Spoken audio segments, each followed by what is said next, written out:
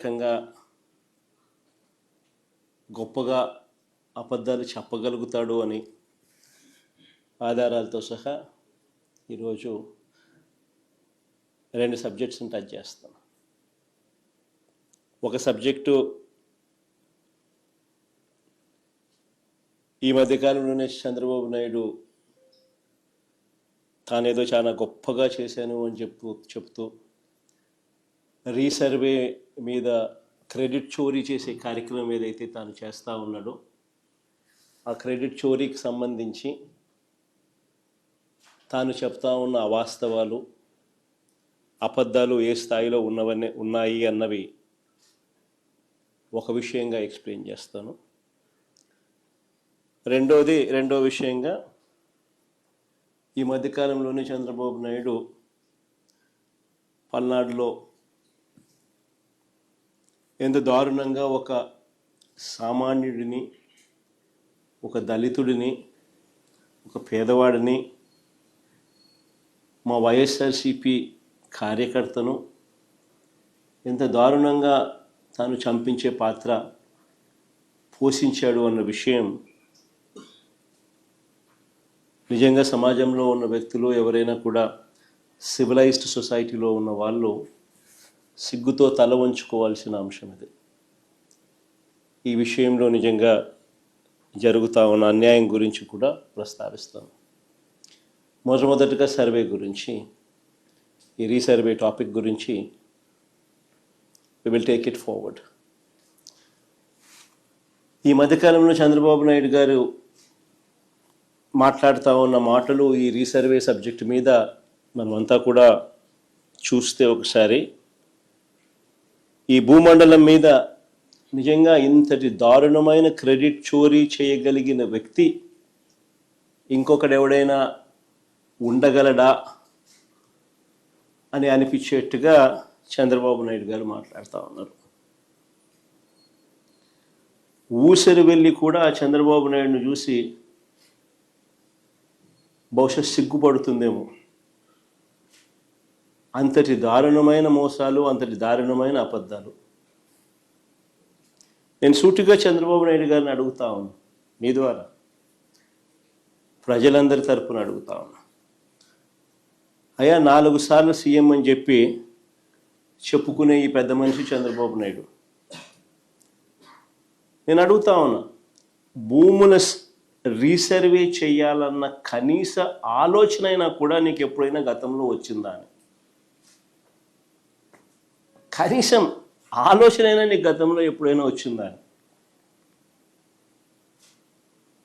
ప్రజలు ఇబ్బందుల్లో ఉన్నారు, రైతన్నలు ఇబ్బందుల్లో ఉన్నారు, రకరకాల సమస్యలు ఎదుర్కొంటా ఉన్నారు. భూ సమస్యల మీద, వారి సమస్యల మీద కనీసం నీకు ఎప్పుడైనా రీసర్వే చేయించి వాళ్ళ సమస్యలన్నీ తీర్చాలి అని చెప్పి కనీసం నీకు ఏ రోజైనా ఆలోచన అయినా వచ్చిందా చంద్రబాబు గతంలో అని అడుగుతాను. ఈరోజు క్రెడిట్ చోరీ తీసుకుంటూ తాను మాట్లాడుతూ ఉన్న మాటలకు నిజంగా ఈ పెద్ద మనిషి సిగ్గుపడాలి. అసలు భూముల రీసర్వేకి మూలం ఎక్కడి నుంచి వచ్చిందో తెలుసా? ఇది మూలం ఎక్కడి నుంచి పుట్టుకొచ్చింది అంటే 2019 కన్నా ముందు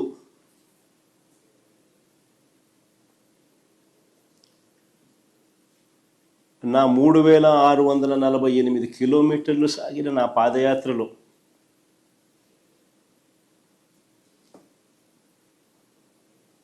మార్గ మధ్యంలో రైతన్నలు పడతా ఉన్న అవస్థలు, ఇబ్బందులు చూసిన తర్వాత భూములకు సంబంధించి వాళ్ళ లేవనెత్తిన సమస్యల పరిష్కారం నుంచి, ఆ ఆలోచనల నుంచి, వీటికి పరిష్కారం చూపాలన్న తాపత్రయం నుంచి శాశ్వత పరిష్కారం చూపించాలన్న ఆలోచన నుంచి పుట్టుకొచ్చింది దీని మూలం. అసలు ఆ రోజుల్లో చంద్రబాబు నాయుడు గారు ముఖ్యమంత్రిగా ఉన్నారు, నా పాదయాత్ర జరుగుతూ ఉంది. 2019కి ముందు రాష్ట్రంలో ఒక్కసారి రెవెన్యూ వ్యవస్థ పరిస్థితి ఎలా ఉంది అని అంటే, సర్వేయర్లు లేరు, సరిపడా సిబ్బంది లేరు,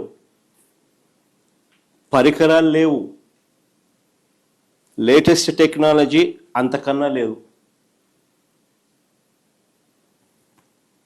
భూములు ఎప్పుడైనా కూడా క్రయ విక్రయాలు జరిగినా, లేకపోతే భాగ పరిష్కారాల్లో భాగంగా ఏదైనా కుటుంబాల మధ్య డివిజన్ చేసుకున్న సబ్ డివిజన్ లేదు, మ్యూటేషను లేదు. ఇవి కూడా జరిగేటివి కాదు. పైగా ఎడా పెడ, లెఫ్ట్ రైట్ సెంటర్, ఈయనకు ఎప్పుడు మూడు వస్తే అప్పుడు, ఎప్పుడు బుద్ధి పుడితే అప్పుడు, ఎవరైనా నచ్చకపోతే అప్పుడు. 22A అంటే ప్రోహిబిటెడ్ ల్యాండ్ సేల్. 22Aలో భూములు పెట్టడం, ప్రోహిబిటింగ్ ఎనీ ల్యాండ్ సేల్. వీళ్ళకి ఇష్టం రైతులను, ప్రజలను ఇబ్బందులు పెడుతూ అవస్థలకు గురి చేస్తున్న పరిస్థితి. ఇలాంటి 1,00,000 సమస్యలకు పరిష్కారంగా సమగ్రమైన భూ సర్వే అండ్ సమగ్రమైన ల్యాండ్ రిఫార్మ్స్.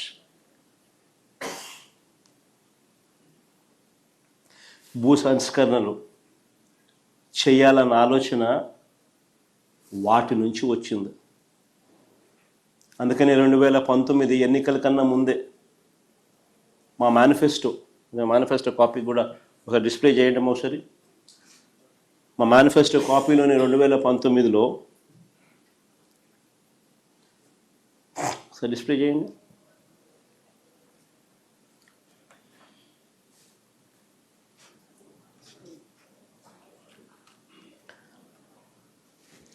చూడండి ఒకసారి.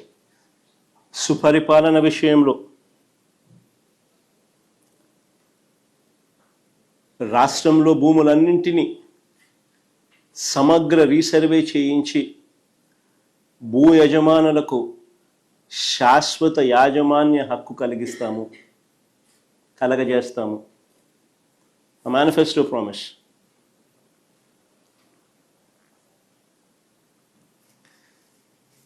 అక్కడి నుంచి పుట్టుకొచ్చింది.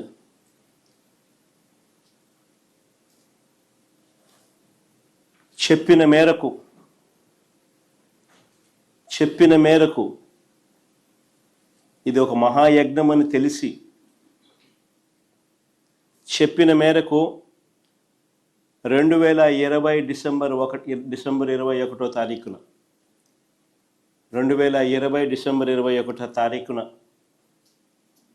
100 సంవత్సరాల క్రిందట 1923లో బ్రిటిష్ ప్రభుత్వం తర్వాత, అప్పుడెప్పుడో బ్రిటిష్ వాళ్ళు సమగ్ర సర్వే చేశారు 1923లో. దాని తర్వాత ఎప్పుడూ కూడా ఎక్కడా కూడా సమగ్ర రీసర్వే అన్నది ఎప్పుడూ కూడా ఆలోచన కూడా చేయడానికి కూడా ఎవరు సాహసించరు.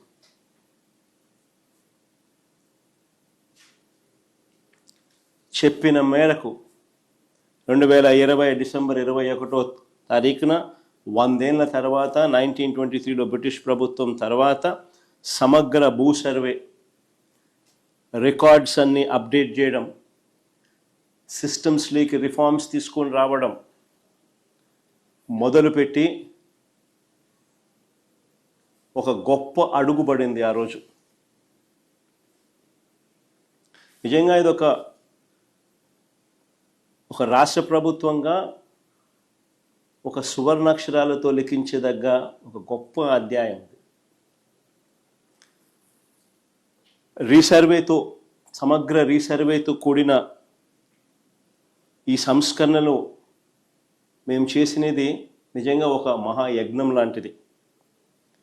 చెప్తా ఎందుకు అంత యజ్ఞం అనే పదం ఎందుకు వాడుతూ ఉన్నాను అని అంటే, ఒకసారి ఆ లోతు లేకపోతే మీతో పాటి ప్రజలందరికీ కూడా అర్థమవుతుంది అసలు ఎంత లోతుగా పోయాము అని. ఇది చెయ్యాలి అని అంటే ఎంత కష్టమైన పని అని కూడా అందరికీ అర్థమవుతుంది.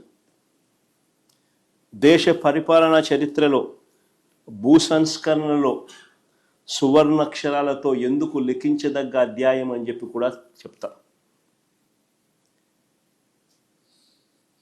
ప్రజలకు, రైతులకు వివాదాలు లేని విధంగా, ఐ రిపీట్ దీస్ వర్డ్స్, వివాదాలు లేని విధంగా పారదర్శకంగా భూముల సర్వే చేయడంతో పాటు భూ రికార్డులన్నీ కూడా అప్డేట్ చేయడం, వాటిని ట్యాంపర్ చేయలేని విధంగా ఫిజికల్ అండ్ డిజిటల్ ఫార్మాట్లో రకరకాల వివిధ చోట్ల వాటిని భద్రపరచడం అట్ వేరియస్ లెవెల్స్. భూ యజమానులకు, రైతులకు శాశ్వత యాజమాన్య పత్రాలు, క్లియర్ టైటిల్స్ ఇవ్వడమే కాదు, ఆ క్లియర్ టైటిల్స్కు ప్రభుత్వం పూచీకత్తగా గ్యారంటీగా నిలబడుతుంది.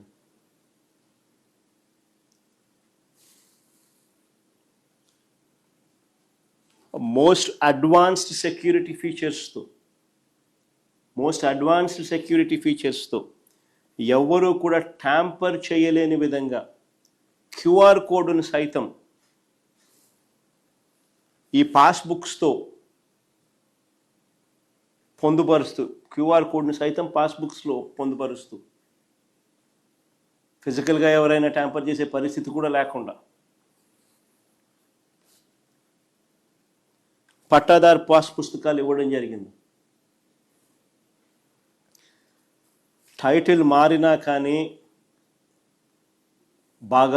భాగస్వామ్యమే భాగాలు పరిష్కారంలో తల్లిదండ్రులతో, పిల్లలు తండ్రుల మధ్య లేదా అన్నదమ్ముల మధ్య టైటిల్స్ మారినా కానీ, లేదా క్రయ విక్రయాల ద్వారా ఏదైనా టైటిల్స్ మారినా కానీ automatic sub divisions, automatic protocol ప్రకారం మ్యూటేషన్ జరగడం, వాటికి సంబంధించిన రికార్డులన్నీ కూడా ఆ గ్రామంలోనే, ఆ గ్రామ సచివాలయంలోనే ఉంచి అవి కూడా అక్కడ అవైలబుల్గా ఉండడం, ఆ అప్డేట్ చేసి ప్రజలకు అందుబాటులో ఉంచడం, చివరికి గ్రామ సచివాలయాల్లోనే రిజిస్ట్రేషన్ ప్రక్రియ కూడా జరిగేట్టుగా కూడా చేయడం. ఇదొకటే కాదు, రియల్ టైమ్ అలర్ట్స్. మీరు ఏదైనా భూమి ఏదైనా మీరు అమ్మినా, మీ భూమి ఏదైనా మీరు కొనుగోలు చేసినా, మీ భూమికి సంబంధించిన ఎక్కడైనా లావాదేవీలు, ఎక్కడ ఏం జరిగినా, ట్రాన్సాక్షన్ జరిగినా మీకు రియల్ టైమ్ అలర్ట్స్ వస్తాయి మీ ఫోన్కు. రియల్ టైమ్ అలర్ట్స్తో మన గవర్నమెంట్ పోర్టల్ను అప్గ్రేడ్ చేయడమే కాకుండా రియల్ టైం డేటాతో దాన్ని అప్డేట్ చేయడం. నేను అడుగుతా ఉన్నా, దీన్ని మహాయజ్ఞం అని అంటారు. Look at the depths. చేయాలనుకున్నది ఏ స్థాయిలోకి వెళ్ళి చేశాము అన్నదానికి this is the depth. Chandrababu Naidu గారు 8 పదులు వయసున్నా కూడా, 80 ఏళ్ళ వయసు, 8 పదులు వయసున్నా కూడా నువ్వు ఎప్పుడైనా ఇలాంటివి విన్నావా, చూసావా, చేసావా అని అడుగుతా ఉన్నా చంద్రబాబు.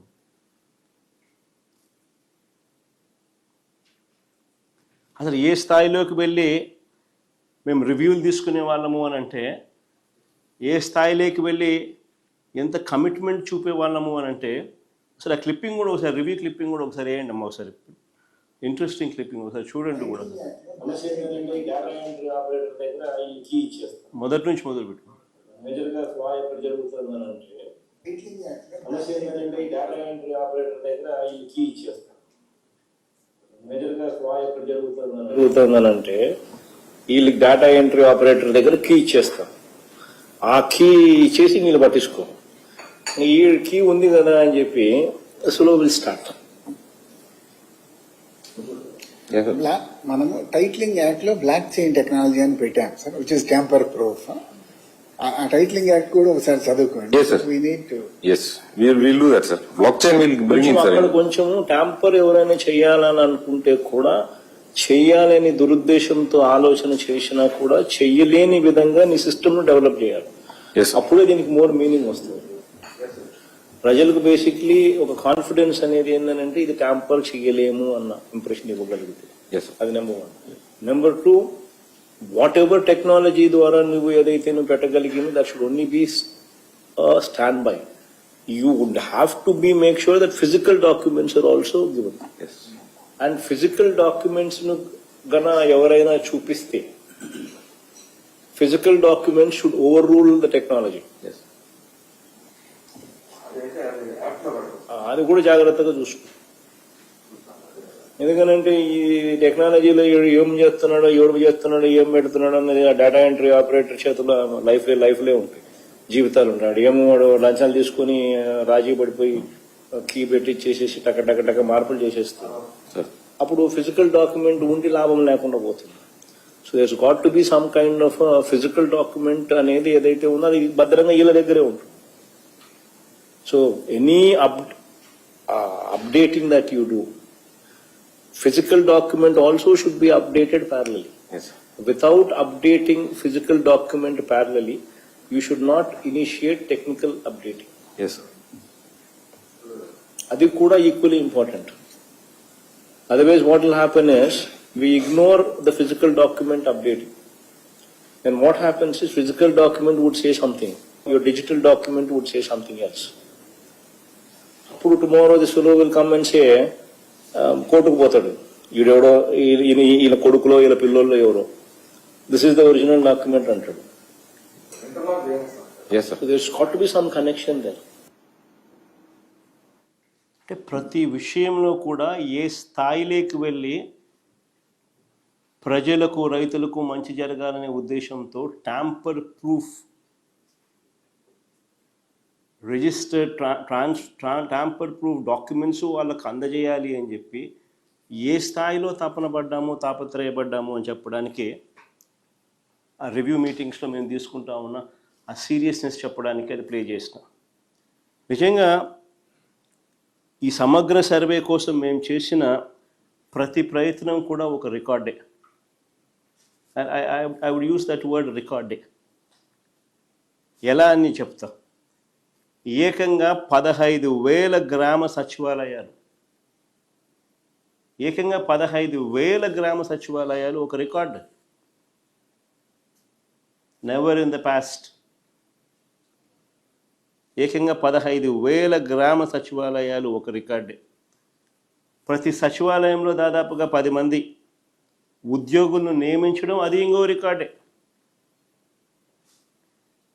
దీనికోసం ఒకే ఒక నోటిఫికేషన్ ఏకంగా 134,000 మంది ఉద్యోగులు నియామకం.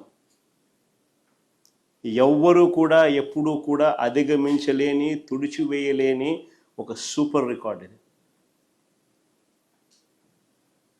ప్రతి గ్రామంలోనూ ఒక సచివాలయాన్ని పెట్టడమే కాదు, ఆ ప్రతి సచివాలయంలోనూ కూడా ఓ విఆర్ఓ అంటే ఓ రెవెన్యూ అసిస్టెంట్, ఓ revenue officer, ORO revenue officer, వీళ్ళతో పాటు ఒక సర్వేయర్,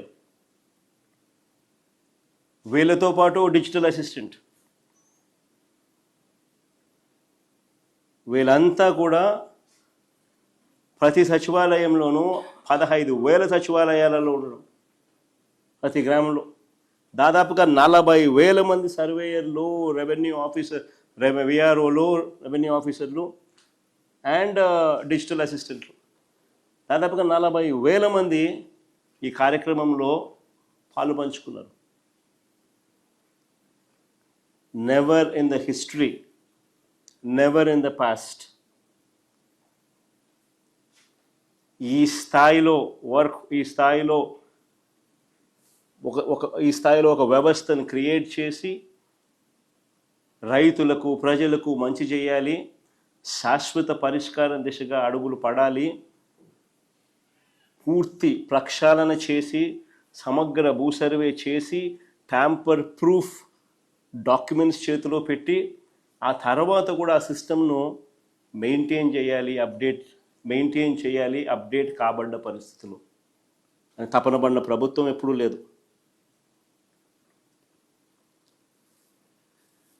మరి ఇవన్నీ తాను ఎప్పుడూ కూడా చేయకుండా మరి ఏ రకంగా చంద్రబాబు నాయుడు గారు ఈ రికార్డును తన ఖాతాలోకి వేసుకుంటూ క్రెడిట్ చోరీకి ఎలా పాల్పడతాడో అని అడుగుతా ఉన్నా. నిజంగా ఇవన్నీ కూడా ఏవి కూడా ఒక్కటి కూడా చంద్రబాబు నాయుడు హయాంలో జరగాల. మరి సిగ్గుండాలి కదా క్రెడిట్ చోరీ తీసుకునేదానికి.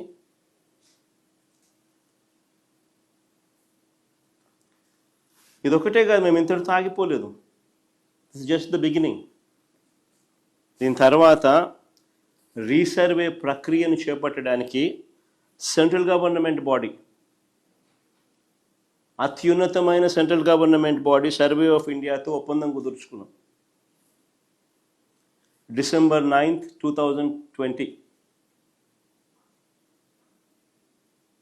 డిసెంబర్ 9th, 2020 సర్వే ఆఫ్ ఇండియాతో ఒప్పందం కుదుర్చుకున్నాం. ఏపీ ప్రభుత్వము సర్వే ఆఫ్ ఇండియా ఒప్పందం కుదిరిన తర్వాత అడుగులు ఇద్దరం కలిసికట్టుగా వేయడం మొదలెట్టాం. మేము చేపట్టిన ఈ రీసర్వే, సమగ్ర రీసర్వే యూరప్లోనూ అమెరికాలోనూ ఏ టెక్నాలజీ అయితే వాడుతున్నారో, లేటెస్ట్ టెక్నాలజీ, ఆ టెక్నాలజీని ఇక్కడికి తీసుకొచ్చాం. ఆ టెక్నాలజీ వాడడం కోసం తెచ్చాం. 70కి పైగా కోర్స్, అంటే కంటిన్యూస్లీ ఆపరేటింగ్ రెఫరెన్స్ స్టేషన్స్ రాష్ట్ర వ్యాప్తంగా పెట్టాం. రాష్ట్రం పొడుగున ఎవ్రీ 70 కిలోమీటర్లకు ఒక course, continuous operating reference stations. ఇది అచీవ్ చేయడం కోసం 3640 global navigation system receivers achieve చేయడం కోసం 3640 GNSS receivers, global navigation satellites system receivers. ఈ రీసర్వే కోసం ఈ high accuracy global positioning system GPS నువ్వు రీసర్వే కోసం వాడిన ప్రభుత్వం మాది. ఈ సర్వే కోసం, ఈ సమగ్ర రీసర్వే కోసం 2 విమానాలు, 4 హెలికాప్టర్లు, 200కు పైగా హై ఎండ్ డ్రోన్స్ తొలిసారిగా వినియోగించిన ప్రభుత్వం మాది. వీటి మీద అవగాహన కోసం 70 సార్లు ట్రైనింగ్ ఇచ్చినాం. వీటి మీద పూర్తి అవగాహన కోసం ఏకంగా 70 సార్లు ట్రైనింగ్ ఇచ్చాం. కొత్తగా అపాయింట్ అయిన ఈ 40,000 మంది ఈ సర్వేయర్లు అయితేనేమి, విఆర్ఓ రెవెన్యూ ఆఫీసర్లు అయితేనేమి, ఈ డిజిటల్ అసిస్టెంట్లకు అయితేనేమి, ఇటువంటి వాళ్ళందరికీ దాదాపు 40,000 మందికి ఆల్మోస్ట్ 70 సార్లు ట్రైనింగ్ ఇచ్చినాం.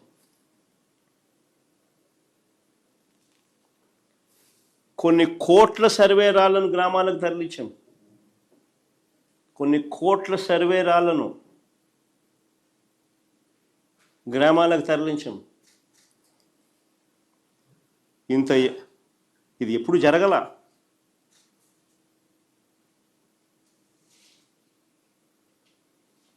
ఇంత గొప్ప యజ్ఞం చేశాం కాబట్టి 5 సెంటీమీటర్లు తేడా లేకుండా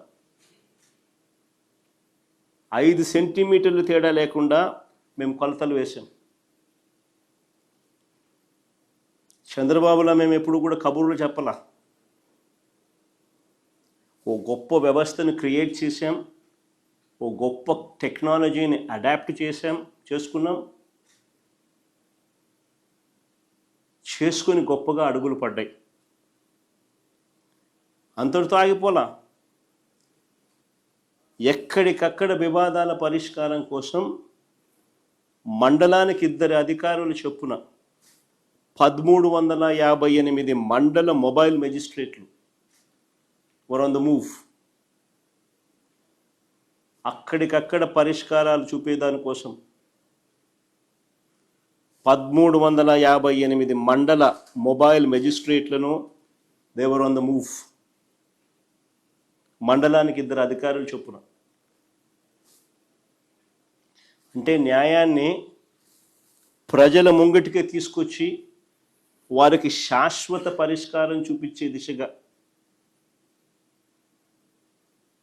అక్కడికక్కడికే ప్రజల సమక్షంలోనే వాళ్ళ ఊరికే వీళ్ళు వచ్చి కూర్చొని రికార్డ్స్ అక్కడికక్కడికే చూసి డిస్ప్యూట్స్ ఏమున్నా సెటిల్ చేసే కార్యక్రమం. ఇది కాక రియల్ టైం అప్డేట్స్తో, ఇంతకుముందు చెప్పారు, ఇది కాక రియల్ టైం అప్డేట్స్తో AP government portal, Mee Bhoomi web portal మేము అప్గ్రేడ్ చేసినాం. అప్గ్రేడ్ చేసి మీ ల్యాండ్ పార్సల్స్ వివరాలను అలర్ట్స్, రియల్ టైం అలర్ట్స్, దాని మీద ఏ ట్రాన్సాక్షన్ జరిగిన రియల్ టైం అలర్ట్స్ మీకు వచ్చేట్టుగా, అప్డేటెడ్ ఇన్ఫర్మేషన్ మీకు వచ్చేట్టుగా అప్గ్రేడ్ చేసాం ఈ పోర్టల్. ఇప్పుడు చెప్పండి, దీన్ని మహాయజ్ఞం అని అంటారు. అయ్యా చంద్రబాబు, నేను అడుగుతా ఉన్నా, ఈ చంద్రబాబు ఎవరైతే ఉన్నారో ఏ చిత్తశుద్ధి లేదు ఈ మనిషికి, సీరియస్నెస్ అనేది ఉండదు ఈ మనిషికి. ఎవడైనా చేస్తే వాళ్ళ క్రెడిట్ తానే తీసుకునే ప్రయత్నం చేస్తాడు తప్ప ఏదైనా చేయాలని, ఆ చేసేది చక్కగా చేయాలి అని చెప్పి ఏ రోజు ఆయనకు చిత్తశుద్ధి కూడా ఉండదు. బేసిక్లీ ఆయనకు అవగాహన కూడా తక్కువే. సర్వే అంటే ఏందనేది కూడా చంద్రబాబు నాయుడుకి అవగాహన కూడా తక్కువే. ఎందుకంటే ఏ పొద్దున్న ఇన్వాల్వ్ అయింటే కదా, ఏ పొద్దున్నా కానీ నేను చెయ్యాలి అని చెప్పి తాపత్రయం పడింటే కదా. ఎందుకు ఈ ప్రశ్న అడుగుతున్నానో తెలుసా? అసలు సర్వే అన్నది సర్వేరాలు లేకుండా అసలు ఎలా పూర్తయినట్లు? సింపుల్ క్వశ్చన్ నేను అడుగుతా ఉన్నా. అసలు సర్వే అన్నది సర్వేరాలు లేకుండా అసలు సర్వే ఎలా పూర్తయినట్టు? ఈ పెద్ద మనిషి అంటాడు, సర్వేరాలను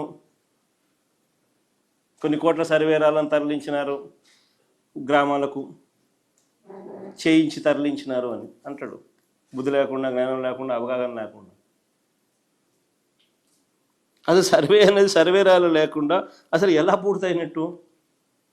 ఏ రైతుకైనా, ఏ భూ యజమానికైనా సరిహద్దులు తెలియజేసే ఈ రాళ్లను పాతితేనే కదా సర్వే పూర్తయినట్టు. అంతేనా కావాలా కదా? ఆ భూమిలో సర్వే అయినట్టు డిస్టింక్ట్ రాయి అంటే ఒక విశిష్ట రాయి, ఒక విశిష్ట మార్కర్ ఏదైనా ఉండాలి కదా. అయితే ఏ రాయి పడితే ఆ రాయి పెట్టేసి ఇదే సర్వే రాయి అని చెప్పి ఇంకా అనడం మొదలు పెడితే ఇంకా దానికి బౌండరీస్ ఏం ఫిక్స్ అవుతాయి?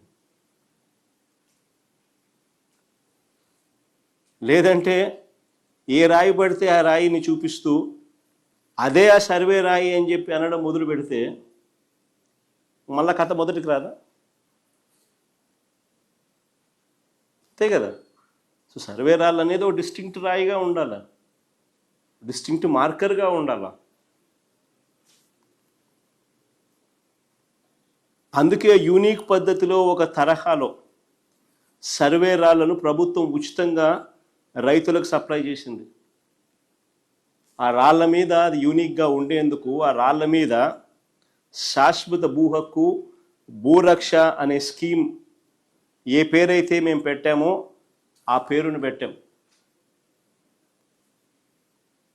ఈ రోజుకి కూడా అది కొన్ని గ్రామాలలో ఎప్పుడైనా మీరు పోతే బ్రిటిష్ వాళ్ళు సర్వే చేసినప్పుడు పెట్టిన ఆ రాళ్ళు ఇప్పుడు కూడా కనపడతాయి. ఇప్పుడు కూడా కనపడతాయి. ఎవరైనా గ్రామంలో ఇంకా పరిచయాలు ఉన్న వాళ్ళు, ఎప్పుడైనా ఊర్లోకి పోయే కార్యక్రమం ఎవరైనా చేసేవాళ్ళు ఎవరైనా ఉంటే, మేము ఈ గ్రామాలకు ఎప్పుడైనా మీరు పోతే ఈ రోడ్డుకు కూడా కనపడతాయి. 1923లో బ్రిటిష్ వాళ్ళు సర్వే చేసినప్పుడు పెట్టిన రాళ్ళు ఈ రోడ్డుకు కూడా కనిపిస్తాయి ఎక్కడెక్కడ.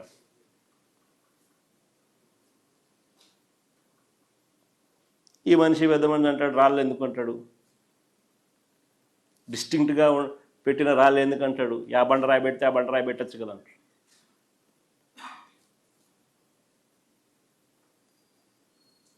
ఆ రాయి పడితే ఆ రాయి పెడితే రేపు పొద్దున అదే సర్వే రాయి అని చెప్పి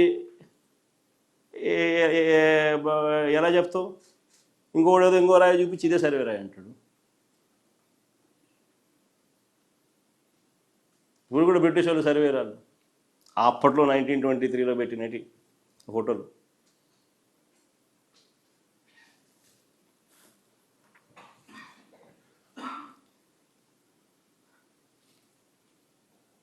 మా ప్రభుత్వ హయాంలోనే అందరికీ కూడా అర్థమయ్యేట్టుగా చెప్పాలనంటే, ఇంత పెద్ద వ్యవస్థను మేము క్రియేట్ చేసి మా ప్రభుత్వ హయాంలోనే డ్రోన్ సర్వే రాష్ట్ర వ్యాప్తంగా పూర్తయింది. మా ప్రభుత్వ హయాంలోనే రాష్ట్ర వ్యాప్తంగా డ్రోన్ సర్వే కంప్లీట్ చేసినాం. అంతేకాదు, ఓఆర్ఐ అంటారు, ఆర్థో రెక్టిఫైడ్ ఇమేజెస్. ఈ ఆర్థో రెక్టిఫైడ్ ఇమేజెస్ను కూడా తయారు చేసి వాటిని జిల్లాలకు కూడా పంపడం కూడా కంప్లీట్ అయిపోయింది మా హయాంలోనే. మా హయాంలోనే డ్రోన్ సర్వే రాష్ట్ర వ్యాప్తంగా పూర్తి చేయడం, ఓఆర్ఐస్ కూడా అన్ని జిల్లాలకు కూడా పంపడం కూడా జరిగింది. ఆర్థో రెక్టిఫైడ్ రేడార్ ఇమేజెస్ను కూడా ఎన్నికల నాటికే ఇది రాష్ట్ర వ్యాప్తంగా పూర్తి చేయడమే కాక ఎన్నికల నాటికే 17,461 రెవెన్యూ గ్రామాలకు గాను 6,800 గ్రామాల్లో మిగిలిన అన్ని రకాల సర్వే కూడా పూర్తి చేసేసాం. మిగిలిన అన్ని రకాల సర్వేలు కూడా పూర్తి చేసి రైతుల హద్దులను కూడా మార్క్ చేసి సర్వే రాళ్లను కూడా పాతడం కంప్లీట్ అయిపోయింది.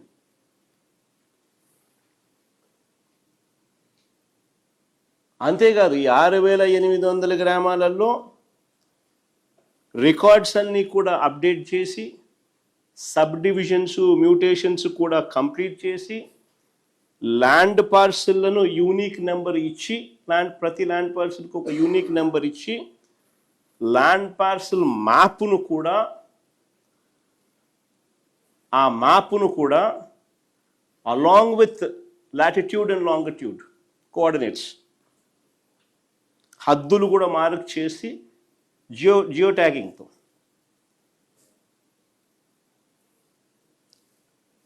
దాన్ని కూడా పాస్బుక్లో పొందుపరిచి 30 లక్షల మంది రైతులకు వారి సమస్యలన్నీ కూడా మొబైల్ మెజిస్ట్రేట్లతో తీర్చి మరి డిస్ప్యూట్స్ లేని విధంగా సబ్ డివిజన్, మ్యూటేషన్ కూడా చేసి మోస్ట్ అడ్వాన్స్డ్ సెక్యూరిటీ ఫీచర్స్తో క్యూఆర్ కోడ్ కూడా పొందుపరిచి మంచి క్వాలిటీతో పాస్ పుస్తకాలు కూడా ఇచ్చాం 30 లక్షల మంది రైతులకు 6,800 గ్రామాలలో పూర్తి కంప్లీట్ అయింది. రాష్ట్ర వ్యాప్తంగా డ్రోన్ సర్వే పూర్తి చేసినాం, రాష్ట్ర వ్యాప్తంగా ఓఆర్ఐని కంప్లీట్ చేసినాం. 17,461 రెవెన్యూ గ్రామాలకు గాను 6,800 గ్రామాలలో మిగతాటివన్నీ కూడా కంప్లీట్ చేసి ఇవన్నీ కూడా చేసి ఇచ్చినాం. ప్రతి పాస్బుక్ మీద క్యూఆర్ కోడ్ ముద్రించి మరి మరీ ఇచ్చాం.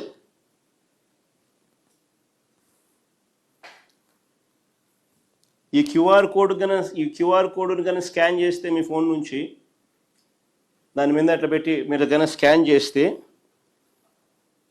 మొత్తం రైతు వివరాలు, అతని భూమి వివరాలు అలాంగ్ విత్ జియోటాగ్తో చేయబడ్డ లాటిట్యూడ్ లాంగిట్యూడ్ కోఆర్డినేట్స్తో సహా అన్ని వివరాలు కూడా కనిపిస్తాయి. ఏపీ గవర్నమెంట్ పోర్టల్ ఏదైతే మీ భూమి గవర్నమెంట్ పోర్టల్ ఏదైతే ఉందో దాని అప్గ్రేడేషన్ కూడా కంప్లీట్ అయింది. రియల్ టైం అలర్ట్స్ మీకు వచ్చేట్టుగా దాని అప్గ్రేడు, ఈ డేటా అప్డేట్ అయ్యి దాని అనుసంధానం.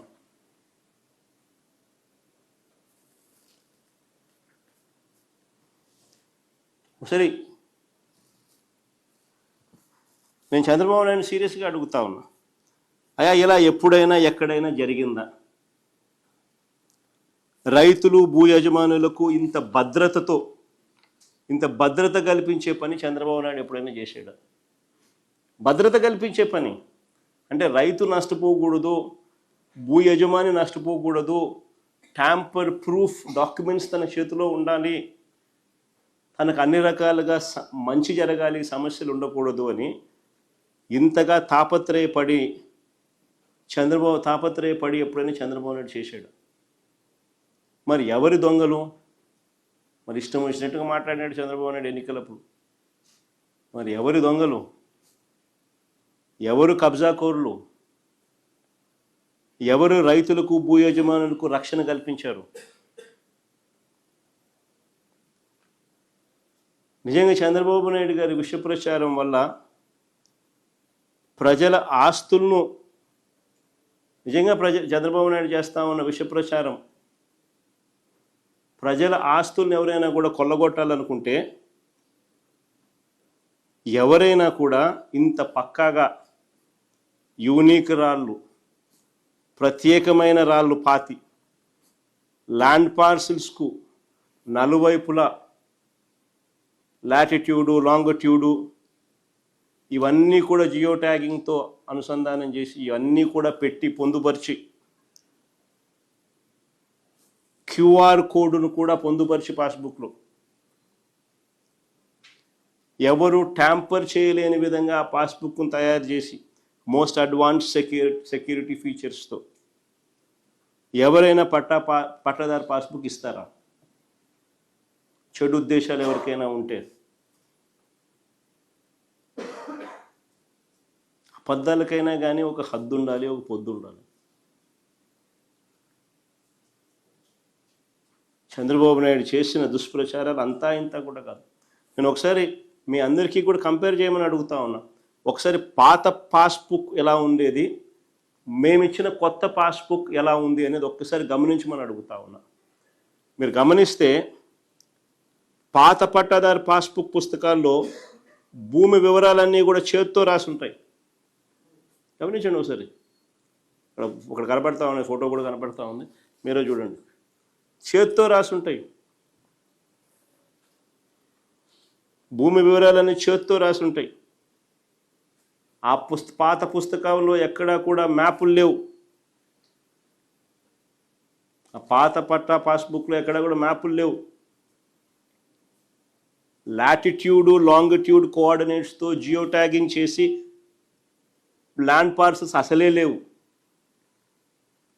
పాత పాస్బుక్ ఊరికట్లా ఎన్ని ఎకరాలంటే 2.2 అట్లా రాసేయడం అంతే. పాత పాస్బుక్ చేత్తో రాసి ఉంటాయి.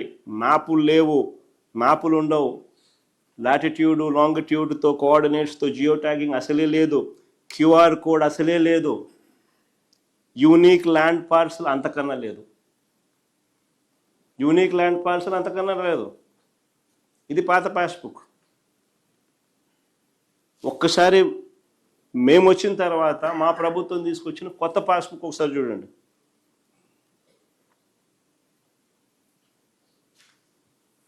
సబ్ డివిజన్ చేసి మ్యూటేషన్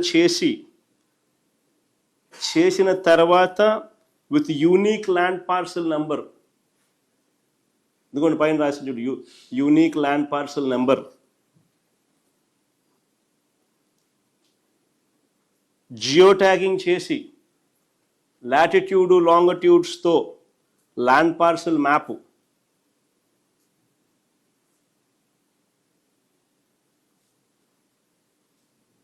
క్యూఆర్ కోడ్, ఆ క్యూఆర్ కోడ్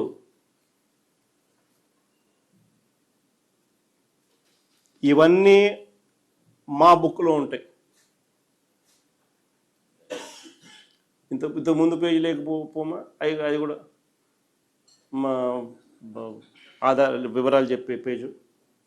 ఇక్కడ కూడా క్యూఆర్ కోడ్.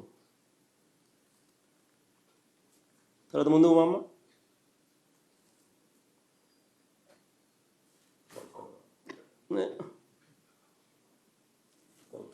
కొలతలు, ఇంక్లూడింగ్ కొలతలు, యాక్యురేట్గా కొలతలు with latitude and longitude coordinates. అవన్నీ కూడా కొలతలు విత్ లాటిట్యూడ్ అండ్ లాంగిట్యూడ్. 5 సెంటీమీటర్లు తేడా కూడా ఉండదు, కన్నా తేడా తక్కువ.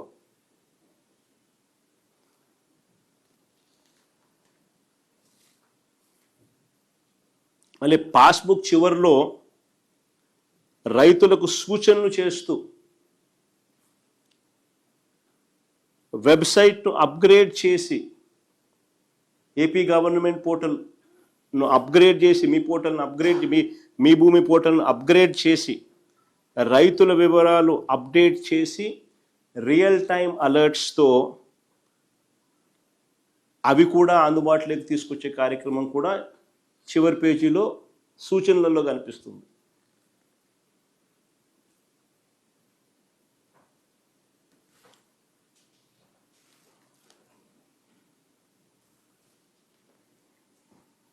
నిజంగా ఇది గొప్పగా జరిగింది కాబట్టి, ఇంత గొప్పగా జరిగింది కాబట్టి ఈ ప్రోగ్రాము నీతి ఆయోగ్ కొనియాడింది.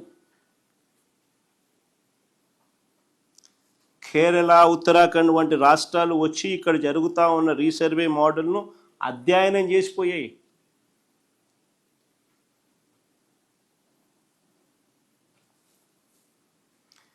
మహారాష్ట్ర ఇక్కడికి వచ్చి ప్రశంసలు కురిపించింది.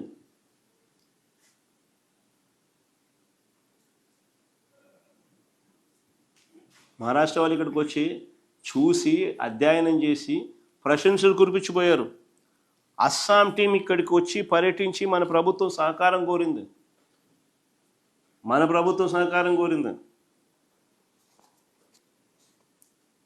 సర్వే ఆఫ్ ఇండియా అప్పటి డైరెక్టర్ ఎస్వి సింగ్ గారు మా ప్రభుత్వం తీరును ఎంతగా మెచ్చుకున్నారో ఒకసారి ప్లే చేయండి మా ఒకసారి. సర్వే ఆఫ్ ఇండియా డైరెక్టర్, అప్పటి డైరెక్టర్ ఎస్వి సింగ్ గారు, ఆయన మన ప్రభుత్వం పనితీరుని ఎంతగా మెచ్చుకున్నారో ఒకసారి చూడండి. ఒకసారి फर्स्ट नोज के इंडिया में लैंड रिकॉर्ड्स किस हालत में थे। इंडिया के जो मैप होते हैं जिसको विलेज में यूज करते हैं, पटवारी जिसको रखता है उसको मैप नहीं कह सकते, उसको हम स्केच कहते थे। और उसको उस एक्यूरेसी को ठीक, वो मैप एक्यूरेट नहीं थे, उसको ठीक करने का एफर्ट हुआ। 2008 में एक NLRMP स्कीम आई, लेकिन जो काम होना चाहिए था वो नहीं हुआ। हमारे आंध्र प्रदेश राज्य में हमारे विजनरी चीफ मिनिस्टर ने एक सपना देखा। He saw a dream to correct the land records of the Andhra Pradesh state. He started vision by recruiting first more than 10,000 of village surveyors. When these people were hired, nobody was aware why it is hired. But then we started this scheme of AP survey, and what he did, the maps is being made by UAV, drone, helicopter, aircrafts. Accuracy is 5 centimeter. अभी जो गांव के किसानों को map मिलेंगे वो 5 centimetre से भी ज्यादा एक्यूरेट होंगे। This is a milestone in the country. This is the first time such correct village maps are being made in the country. And this model now is being repeated in other states also. And many states has approached us. Why this work is so successful? Out of 17,000, more than 7,000 villages are already completed. Probably this is the only state where a chief minister himself monitor a scheme of this level. He himself takes review meetings, and that's why it is successful. This is one of the best example of central and state cooperation. We hope that very soon this entire scheme will be completed. Very accurate maps will be available to all the farmers of the state. We again thanks to our dynamic and young chief minister to give us a chance work with such a outstanding scheme, which is so impactful to the farmers of the country, farmers of the state.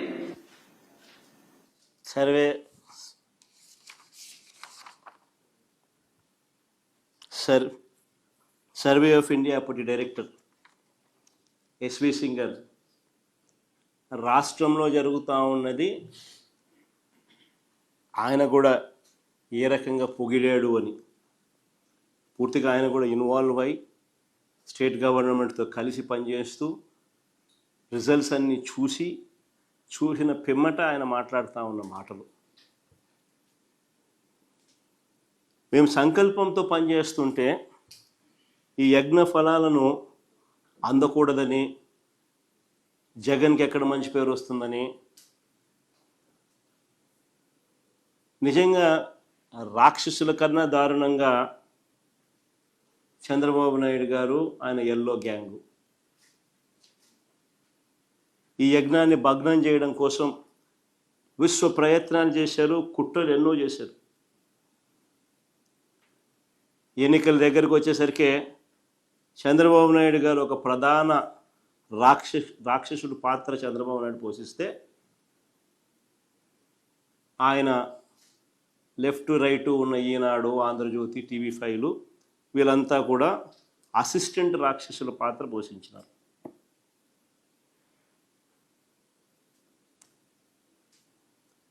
అలా టైంలో వాళ్ళు ఎన్నికల ముందు ఏ రకంగా దీన్ని దుష్ప్రచారం చేస్తూ మీ భూమి మీది కాదట, మీ భూమి మీది కాదంట, కాళ్ళ కింద నేల కదిలిపోతుందట. అసలు ఆ హెడ్డింగ్ లేనిది, వాళ్ళు రాసే రాత లేనిది, సొంత భూమి తగ్గిపోతుందంట. ఎన్ని అబద్ధాలు, ఎన్ని వక్రీకరణలు. వీళ్ళ దుర్మార్గం నిజంగా ఎన్నికలు వచ్చేసరికి చూడండి, నెట్రాషన్ రైతు గుండెల్లో పలుగు రాళ్ళంట, రాళ్ళు పెట్టి రాళ్ళు పెట్టి ప్రత్యేకమైన డిస్టింక్ట్ రాళ్ళు తీసుకుని వచ్చి రైతుకు ఉచితంగా ఖర్చు లేకపోకుండా మనమే పెట్టి ఆ దాని మీద భూసురక్ష అని పేరు పెట్టి ఆ యూనిక్ రాళ్ళు వాళ్ళ దాంట్లో పాతి వాళ్ళకు మంచి చేస్తే రైతు గుండెల్లో పలుగు రాళ్ళంట. ఎంత వక్రీకరణ అంటే వీళ్ళ దుర్మార్గం నిజంగా ఏ స్థాయికి పోయిందనంటే పోలింగ్ రోజు మే 13, మీకు గుర్తుండే ఉంటుంది. మే 13వ తారీఖున పోలింగ్ అయితే 2024 పోలింగ్ అయితే పోలింగ్ జరిగితే మే 10వ తారీఖున ఈనాడులో ఏకంగా ఒక ప్రకటన ఇచ్చారు. మీ భూమి మీది కాకుండా పోతుంది. ప్రకటన ఎన్నికలకు 3 రోజుల ముందు మీ భూమి మీది కాకుండా పోతుంది. అక్కడితో ఆగిపోకుండా అంతటితో ఆగిపోలా, గుర్గావ్లో కొన్ని కోట్ల రూపాయలు ఖర్చు చేసి, ఢిల్లీలోని గుర్గావ్లో కొన్ని కోట్ల రూపాయలు ఖర్చు చేసి అక్కడి నుంచి IVRS కాల్స్ మన వాళ్ళకు, మన సెల్ ఫోన్లకు, వైఎస్ఆర్సీపీకి ఓటేస్తే మీ భూమి మీది కాకుండా పోతుంది, వైఎస్ఆర్సీపీకి ఓటేస్తే మీ భూమి మీద కాకుండా పోతుందంట. లక్షల కొద్ది కాల్స్ గుర్గావ్లో నుంచి కోట్ల రూపాయలు ఖర్చు పెట్టి IVRS కాల్స్, తప్పుడు ప్రచారాలు, విషపూరిత ప్రచారాలు, వక్రీకరణలు, ప్రజలను భయభ్రాంతులను గురి చేస్తూ ఎన్నికలకు 3 రోజుల ముందు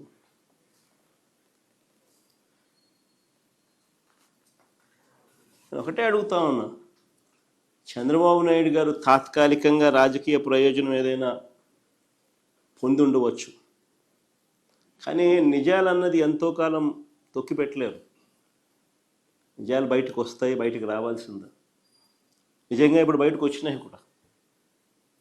ఈ భూముల సర్వే విషయంలో ఆ రోజు జగన్ తీసుకున్న నిర్ణయాలు, దాని ద్వారా భూ యజమానులకు అందే ఫలాలు, రైతులకు భూ యజమానులకు అందే ఫలాలు ఆ భూములు ఉన్నంత వరకు కూడా నిలిచిపోతాయి.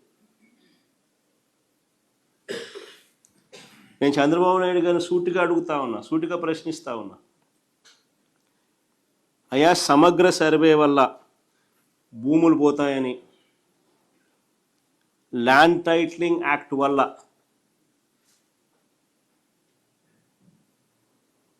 ప్రజల ఆస్తులు కబ్జాకు గురవుతాయని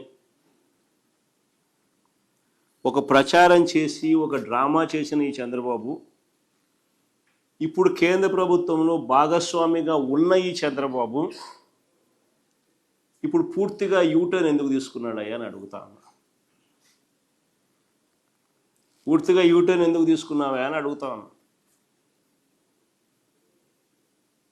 మా ప్రభుత్వ హయాంలో మేము చక్కగా సర్వే చేసినందుకు దేశంలో అన్ని రాష్ట్రాల కన్నా మెరుగ్గా మేము చేశాము అని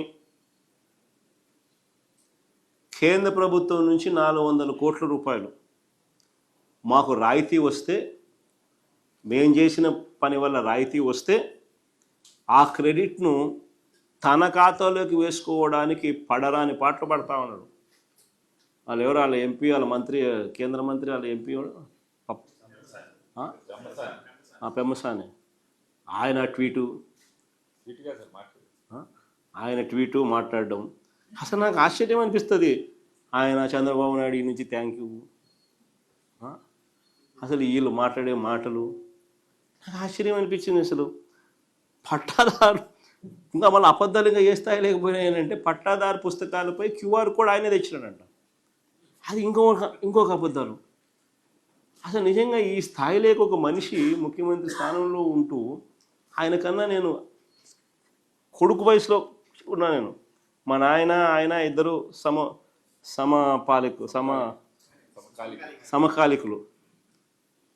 నేను అలా కొడుకు వయసులో ఉన్నా. నాతో కూడా కాంపిటీషన్ చేయలేకున్నాడు మా నాయనకత దేవుడు ఎరుగు. నేను చేసిన దానికి కూడా క్రెడిట్ కూడా ఆయనే తీసుకోవాలని అనేది పాకులాడుతూ ఉంటే ఈ మనిషి ఏమనుకోవాలి? ఈ మనిషి అసలు రీసర్వేలో ఏపీ ప్లాటినం గ్రేడింగ్ను సాధించింది అని కేంద్ర ప్రభుత్వం డిసెంబర్ 20, 2023లో పార్లమెంట్లో అడిగిన ప్రశ్నకు సమాధానంగా వాళ్ళు పొందుపరిచిన reply.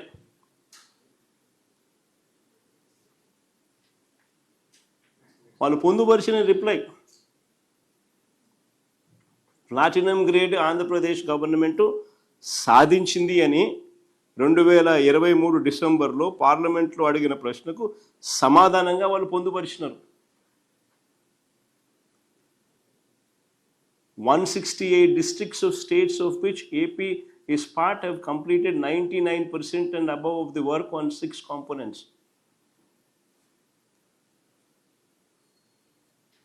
As per 23-24 annual report of Ministry of Rural Development Government of India, Andhra Pradesh is amongst the states that completed more than 90% of the work with respect to the following.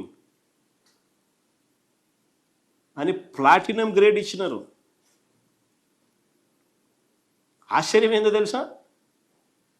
ఇది జరిగింది 2020 December 23. అప్పటికే అయిపోయినాయి అని చెప్పి వాళ్ళు platinum grade ఇచ్చినారు. ఈ 400 కోట్లు ఎప్పుడు వచ్చినాయి తెలుసా? ఫిబ్రవరి 19, 2025, అంటే చంద్రబాబు నాయుడు ముఖ్యమంత్రి అయిన 6-7 నెలలకు ఫిబ్రవరి 19, 2025కి 400 కోట్లు వస్తే ఆ 400 కోట్లు చంద్రబాబు నాయుడు చేసిన గొప్ప పనికి కేంద్రం ఇచ్చింది అని చెప్పి వీళ్ళు క్రెడిట్ చోరీకి పాటుపడుతూ దానికి ఆయన కేంద్ర మంత్రి ట్వీటు, ఈయన థ్యాంక్ యూ, ఈయన మళ్ళా మాటలు, క్యూఆర్ కోడ్ ఈయన తెచ్చిన సొల్లు మాటలు, మళ్ళీ ఈయన మాట్లాడడం. 6 నెలల్లో మనకు 4 ఏళ్ళు పట్టింది. 2019 అక్టోబర్లో సచివాలయ సిబ్బందిని రిక్రూట్ చేసినాం. అక్కడ నుంచి 4 ఏళ్ళు పడితే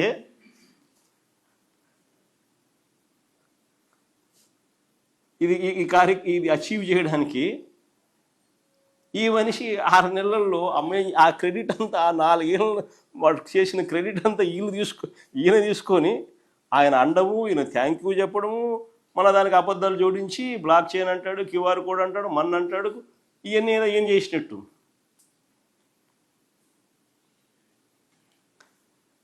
అసలు ఆశ్చర్యం ఏంటంటే అసలు అందాక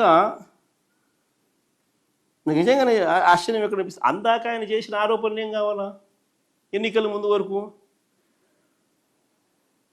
ఈ 400 కోట్ల క్రెడిట్ ఈయన తీసుకుంటున్నాడు అని అంటే ఎన్నికల ముందు వరకు వక్రీకరిస్తూ ఆయన చేసిన ఆరోపణలు, ఆయన చేసిన ప్రకటనలు ఏంటివి మరి? అంటే ఒక అబద్ధాన్ని ప్రజలకు నమ్మించడం కోసం ఈ స్థాయిలో గోబల్స్ ప్రచారం చేయడం ధర్మమేనా? ప్రజల జీవితాలతో చెలగాడలాడడం న్యాయమేనా?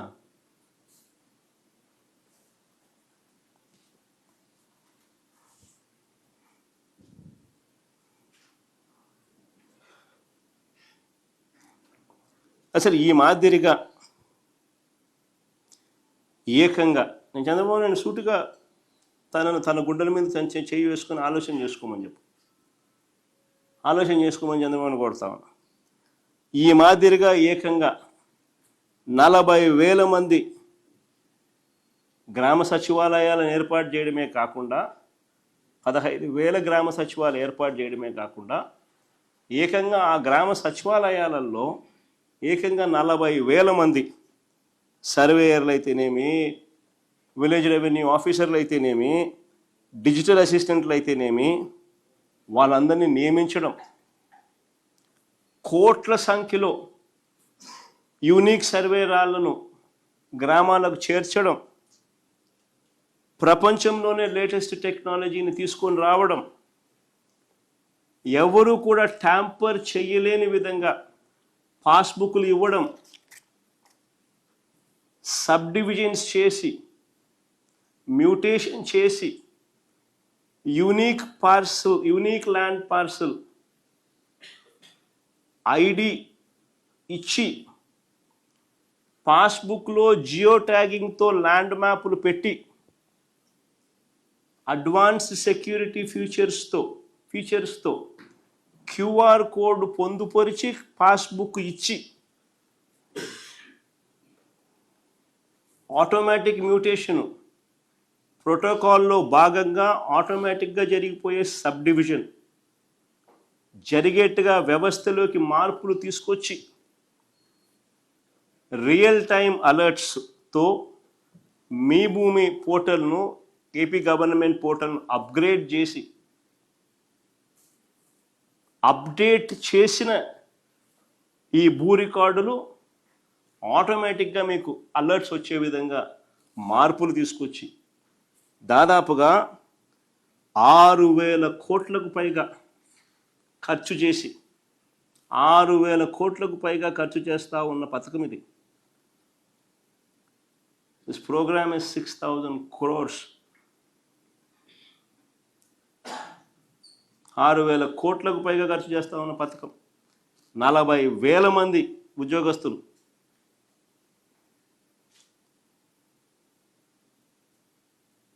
గత 4-5 ఏళ్ళగా వాళ్ళ శ్రమ ఉంది, వాళ్ళ కష్టం ఉంది. టెక్నాలజీ ఉంది, కోట్ల సర్వే రాళ్ళున్నాయి. ఇంత ఎఫర్టు రైతులకు, భూ యజమానులకు ట్యాంపర్ చేయలేని విధంగా పాస్బుక్లు వాళ్ళకి ఇవ్వాలని తాపత్రయం.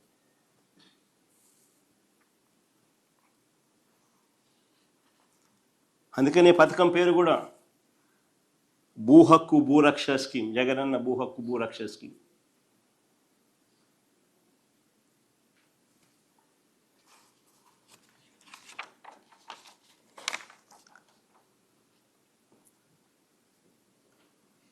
ఒకసారి చంద్రబాబు నాయుడు గారి పాస్బుక్ మన పాస్బుక్ ఒకసారి చూద్దామా? లేటెస్ట్గా చంద్రబాబు నాయుడు ఇస్తున్నాడు.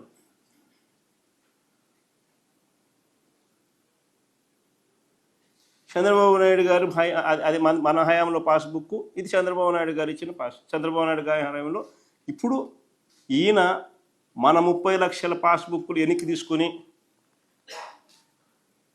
తీసుకొని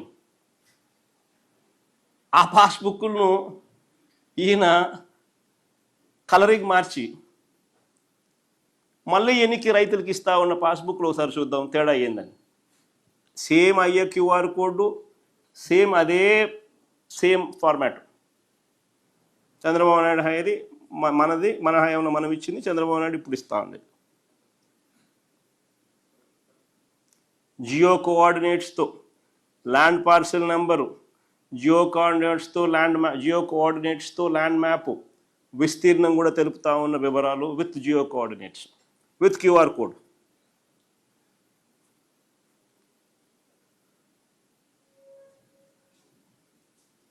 ఇంకా చివరి పేజీకి పోం. చివరి పేజీలో చూస్తే with land coordinates, land extent,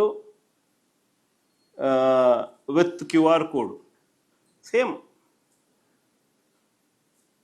last page చివరి పేజీకి పోతే చివరి పేజీలో మన హయాంలో మనం అప్గ్రేడ్ చేసిన మీ భూమి ఏపీ గవర్నమెంట్ పోర్టల్ మనం అప్గ్రేడ్ చేసినది, అది మళ్ళీ ఈయన దాన్ని అదే మళ్ళీ పెట్టుకున్నాడు. అదే అప్గ్రేడ్ చేసి ఈయన చూపిస్తున్నాడు. కలర్ మార్చినాడు. ఏం చేసాడండి తేడా? అదే మనం అప్గ్రేడ్ చేసిన www మీ భూమి AP.government.in వెబ్సైట్ పోర్టల్ మనం ఆ టైంలో అప్గ్రేడ్ చేసి రియల్ టైం అలర్ట్స్ వచ్చేట్టుగా దీంట్లో మార్పులు తీసుకొచ్చి రియల్ టైం డాక్యుమెంట్స్ అప్డేట్ అయిన వెంటనే రియల్ టైం డేటాతో అలర్ట్స్ వచ్చే విధంగా మార్పులు మనం తీసుకొచ్చింది. ఏం చేస్తున్నాడు? అయ్యే పాస్బుక్లు తీసుకోవడము, అయ్యే పాస్బుక్ను కలర్ మార్చడం, ఇవ్వడము.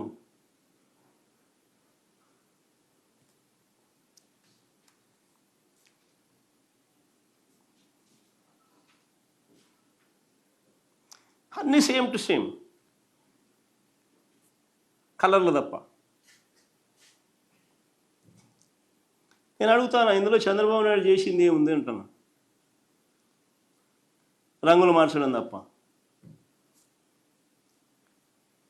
ఈ 19 నెలల చంద్రబాబు నాయుడు గారి పాలనలో ఆయన చేసింది ఏమిటి అని అంటే, మేమిచ్చిన పుస్తకాలు తిరిగి వెనక్కి తీసుకొని కొత్తగా వాటికి రంగులు మార్చి ప్రింటింగ్ చేసి ఇవ్వడం. పోనీ అదన్నా కరెక్ట్గా చేస్తున్నాడంటే అది కరెక్ట్ కాదు. దాంట్లో విపరీతమైన తప్పులు దొరుకుతూ ఉన్నాయి. విపరీతమైన తప్పులు దొరుకుతూ ఉన్నాయి. పేర్లు తప్పులు వస్తూ ఉన్నాయి, ఫోటోలు తప్పులు వస్తూ ఉన్నాయి, ఐడి నెంబర్లు తప్పులు వస్తూ ఉన్నాయి, విస్తీర్ణాలు తప్పులు వస్తూ ఉన్నాయి, అన్ని తప్పులే కనిపిస్తూ ఉన్నాయి. మళ్ళీ వాటిని సరిదిద్దుకోవడానికి కోసం మళ్ళీ వీళ్ళు రైతులు ప్రజలు పోయి లంచాలు ఇచ్చుకోవాలి, మళ్ళీ వాటిని సరిదిద్దుకునేదానికి కోసం. ఇప్పుడు జరుగుతుంది అది. రెవెన్యూ క్లినిక్ డబ్బులు ఎత్తాలంటే రెవెన్యూ క్లినిక్ పెట్టాల్సిందే.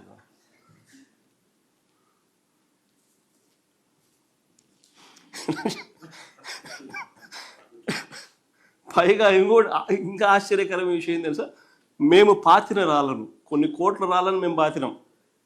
ఆ రాళ్ళను ఈ ప్రభుత్వము, చంద్రబాబు ప్రభుత్వము, ఆ రాళ్ళ మీద ఉన్న వైఎస్ఆర్ జగనన్న భూసురక్ష అనేది ఏదైతే ఉందో, భూరక్ష పేరును, జగనన్న భూ హక్కు మరియు భూరక్ష పేరును అదే పనిగా 15 కోట్ల రూపాయలు డబ్బిచ్చి దాన్ని తుడిపించే కార్యక్రమం చేస్తూ ఉన్నాడు. దాన్ని మిషన్లు పెట్టి దాన్ని పేర్లను తీపిచ్చే కార్యక్రమం చేస్తూ ఉన్నాడు. అంటే ఎంత పనికిమాలిన పని చేస్తూ ఉన్నాడు. దానికి 15 కోట్ల డబ్బు రాష్ట్ర ప్రభుత్వం డబ్బులు ఖర్చు పెడతా ఉన్నాడు. ఈయన రాళ్ళు ఇవ్వాల్సింది పోయి ఇవ్వకపోగా ఆల్రెడీ చేసిన యూనిక్ రాళ్లను దాని మీద భూరక్ష భూ హక్కు అని చెప్పి రైతులకు సర్వే రాయి కింద దాన్ని పెట్టి దాన్ని చెక్కి దాన్ని కూడా పెట్టిన ఆ రాళ్లను తుడిపేస్తున్నాడు. అంటే ఇంకా భూరక్ష రాళ్ళు కాదు, భూ హక్కు రాళ్ళు కాదు అని చెప్పి చూపడానికి. సో దాంట్లో ఉన్న యూనిక్నెస్ను దగ్గరుండి ఈయన తుడిచేస్తున్నాడు, తీసేసే కార్యక్రమం చేస్తూ ఉన్నాడు. ఎంత పనికిమాలిన పని కాకపోతే ఇదేందండి? ఎవడన్నా బుద్ధునోడు చేస్తాడు. అది ఆ అంబేద్కర్ విగ్రహం దగ్గర కూడా అంతే. దాని మీద అంబేద్కర్ విగ్రహం నేనే స్టార్ట్ చేసిన, ఫౌండేషన్స్ వేసిన, నేనే దాన్ని కమిషన్ చేసిన, కంప్లీట్ చేసిన. దాని మీద నా పేరు ఉందని చెప్పి అదే పనిగా అధికారులను పంపించి దాన్ని చిజిల్ చేసి ఆ పేరుని తీసిస్తాడు. ఎంత పనికి మాలినోడు ప్రపంచ చరిత్రలో ఎవడు ఉండడు. ఇప్పుడు నా పేరు ఆ నుంచి తీసేస్తే మాత్రం ఆ అంబేద్కర్ విగ్రహం ఎవడు కట్టాడని తెలీదా? ఈ రైతులకు సర్వేలు ఎవడు చేయించినాడు? ఇంత వ్యవస్థలు ఎప్పుడు వచ్చినాయి? ఈ ట్యాంపర్ ప్రూఫ్ పాస్బుక్లు ఎప్పుడు వచ్చినాయని తెలియదు రైతులకు. ఎంత పనికి మాలినోడు అంటే అంత పనికి మాలినోడు.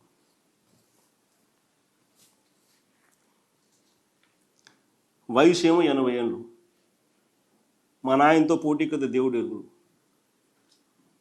ఆయన కొడుకు వయసులో ఉన్న నాతో పోటీ పడడానికి కూడా ఇబ్బంది పడతా ఉన్నాడు, అవస్థ పడతా ఉన్నాడు.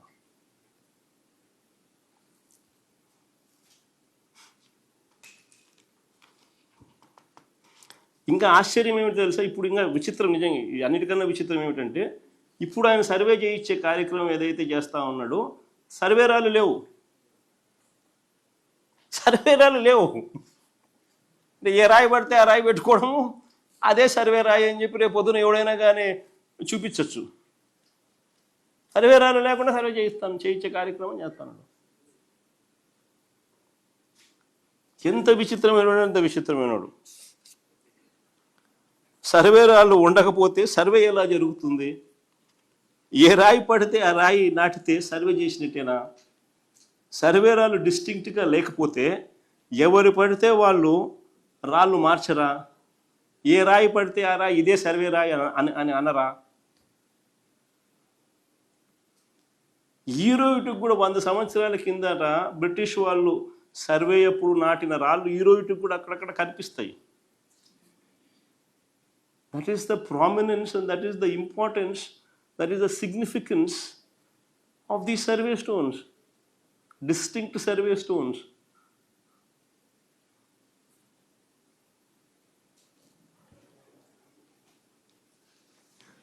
అసలు సర్వే అంటే ఏందో ఈ మనిషికి తెలియదు. ఫస్ట్ ఈ మనిషికి చిత్తశుద్ధి లేదు.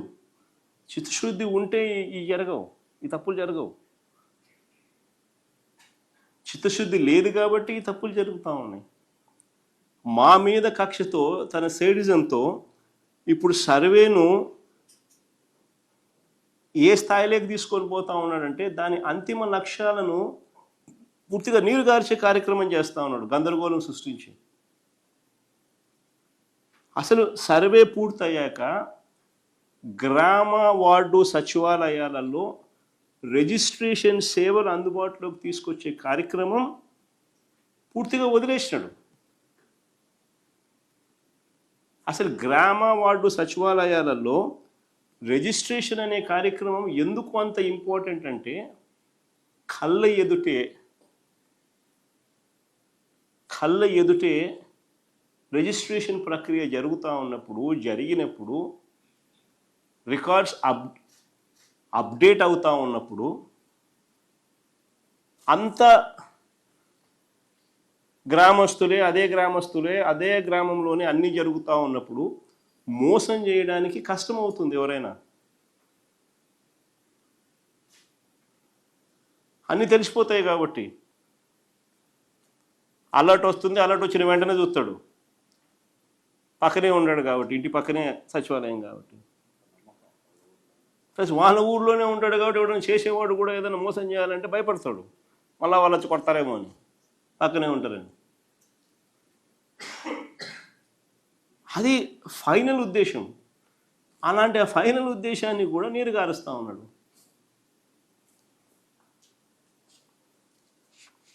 ఇంకొకటి ఆశ్చర్యకరమైన విషయం ఏంటో తెలుసా, మా పట్టాదారు పాస్బుక్ మేము ఇదే సేమ్ టు సేమ్ పట్టాదారు పాస్బుక్ మా హయాంలో మేము ₹55.79 ఇస్తే ఈయన పట్టాదారు పాస్బుక్ తీసుకొని కలర్ మార్చి పట్టాదారు పాస్బుక్ ఈయన ఇస్తూ ఉన్నాడు.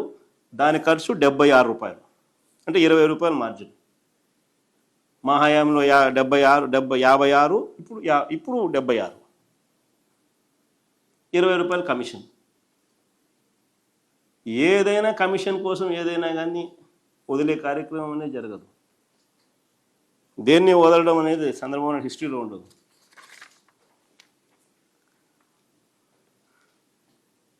అన్నిటికన్నా ఇంకా ఆశ్చర్య కలిగించే విషయం ఏమిటో తెలుసా, అసలు 22A గురించి చంద్రబాబు నాయుడు మాట్లాడడం. 22Aను 2016లోను 2018లోను ప్రత్యేకంగా జీవోలు ఇచ్చి ప్రోహిబిటివ్ లిస్ట్ కింద పెట్టి రైతులను, పేదలను, భూ యజమానులను ఇబ్బందులు పెట్టిన ఘనత ఎవరిదైనా ఉంది అని అంటే చంద్రబాబు నాయుడుదే. 2016, 2018లో అడ్డగోలుగా జీవోలు ఇచ్చి అడ్డగోలుగా 22Aలో పెట్టి ఇబ్బందులు పెట్టిన పరిస్థితి. తప్పులు ఆయన చేస్తాడు. 2016లో ఆయన ఇచ్చిన జీవోలు, 2018లో ఆయన ఇచ్చిన జీవోలు, తప్పులు ఆయన చేస్తాడు, బురద వేరే వాళ్ళ మీద జరుగుతాడు. మా ప్రభుత్వ హయాంలో ఆ తర్వాత మేము వచ్చిన తర్వాత రైతులను, పేదలను దృష్టిలో ఉంచుకొని వారికి శాశ్వత హక్కులను కల్పించాం. మేము తీసుకున్న విప్లవాత్మక నిర్ణయాల వల్ల రాష్ట్ర వ్యాప్తంగా 20,24,000 మంది పేదలకు, రైతులకు ఏకంగా 35,44,000 ఎకరాలపై హక్కులు లభించాయి మేము తీసుకున్న నిర్ణయాల వల్ల. ఇందులో ప్రధానంగా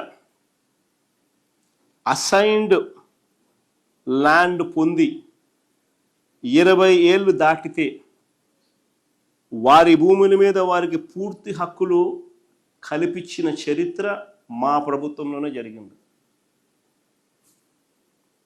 ఒరిజినల్ అసైనీలకు లేదా వారి వారసులకు మాత్రమే వర్తింపు చేస్తూ మేము తీసుకొచ్చిన ఈ చట్టం ద్వారా ఏకంగా 15,21,160 మంది అసైన్డ్ నిరుపేదలకు 27,41,698 ఎకరాలపై పూర్తి యాజమాన్య హక్కులు వచ్చాయి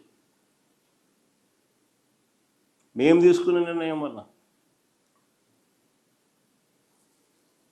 చుక్కల భూములకు సంబంధించి మరో 97,000కు పైగా కుటుంబాలకు చెందిన 2,06,171 ఎకరాలు మా వల్ల హక్కులు వచ్చినాయి. మేము తీసుకున్న ప్రోయాక్టివ్ నిర్ణయాల వల్ల హక్కులు వచ్చినాయి. చంద్రబాబు నాయుడు గారు 22Aలో పెట్టి ప్రోహిబిటివ్ లిస్టులో పెట్టి ఇబ్బందులు గురి చేస్తే షరతులు గల భూములు సంబంధించి 22,000 మంది రైతులకు, వారికి సంబంధించి మరో 35,000కు పైగా ఎకరాల భూమి మీద వారికి హక్కులు వచ్చినాయి. షరతులు గల భూముల మీద 22,000 మంది రైతులకు మంచి జరిగిస్తూ 35,000 ఎకరాలకు భూముల మీద హక్కులు కలిగించారు. విలేజ్ సర్వీస్ ఇనాం భూముల కింద 1,58,000 ఎకరాలకు సంబంధించి మరో 1,61,000 మందికి మేలు జరిగిస్తూ హక్కులు కల్పించాం. వీటి అన్నింటినీ కూడా నిషేధిత జాబితాలో నుంచి తొలగించి రైతులకు, పేదలకు మేలు మేం చేస్తే, చంద్రబాబు నాయుడు సృష్టించిన కష్టాల నుంచి మేం బయటకు తీస్తే, ఈ మనిషి 22A గురించి మొన్న ఎప్పుడో మాట్లాడతాడు మేం పెట్టామని. బుద్ధి జ్ఞానం ఉండి అబద్ధాలు చెప్పేదానికైనా హద్దు పొద్దు ఉండాలి. ఇంత దారుణమైన అబద్ధాలు ఆడుతూ ఉంటే చంద్రబాబు నాయుడు అసలు ఈయన మనిషేనా అని. మా ప్రభుత్వ హయాంలో, చంద్రబాబు నాయుడు ప్రభుత్వ హయాంలో 1 సెంటు కూడా భూమి ఒకరికి ఇవ్వాల, ఒక రైతుకి కానీ ఒక పేదవాడికి కానీ 1 సెంటు భూమిలా. మా ప్రభుత్వ హయాంలో మేము వచ్చిన తర్వాత కొత్తగా 42,307 మంది రైతులకు 46,463 ఎకరాల అసైన్డ్ భూములు కొత్తగా మేము పంపిణీ చేసినాం. ట్రైబల్ ప్రాంతాల్లో ROFR పట్టాల కింద 154,000 గిరిజన కుటుంబాలకు 3,26,000 ఎకరాలపై హక్కు కల్పించింది మా ప్రభుత్వంలో. జరిగింది మా ప్రభుత్వంలో.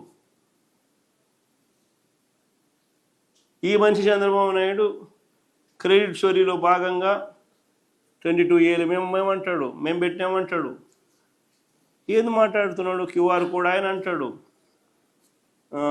పోర్టల్ అంటాడు, బ్లాక్ చైన్ అంటాడు, మన్నంటాడు, పాడంటాడు. చేసింది బొత్తిగా ఏమీ లేదు.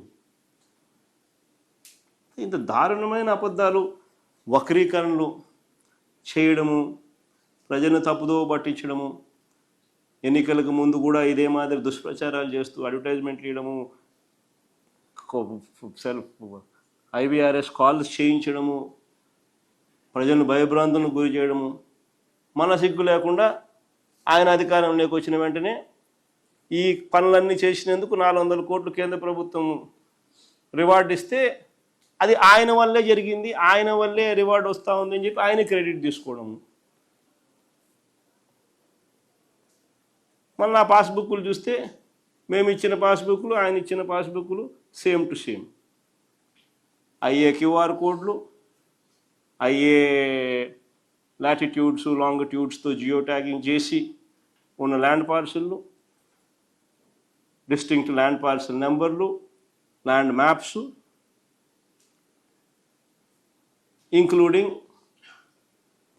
Reference to Mee Bhoomi AP government portal, మేము తీసుకొచ్చిన మార్పులు అయ్యే రెఫరెన్స్ ఇస్తూ. సరే, రెండో టాపిక్లోకి తీసుకెళ్తూ, ఈ మధ్యకాలంలో జరిగిన ఒక దారుణమైన ఘటన, నిజంగా ఒక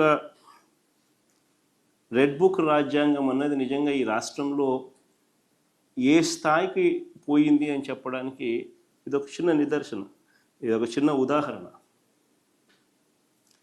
పెన్నెల్లి గ్రామం అనేది ఒక గ్రామం, గురజాల కాన్స్టిట్యున్సీ, గురజాల నియోజకవర్గం. ఇందులో సర్పంచ్ మావాడు, 3 ఎంపీటీసీలు ఉన్నారు, 3 ఎంపీటీసీలు మా వాళ్ళే, వైసీపీ వాళ్ళు.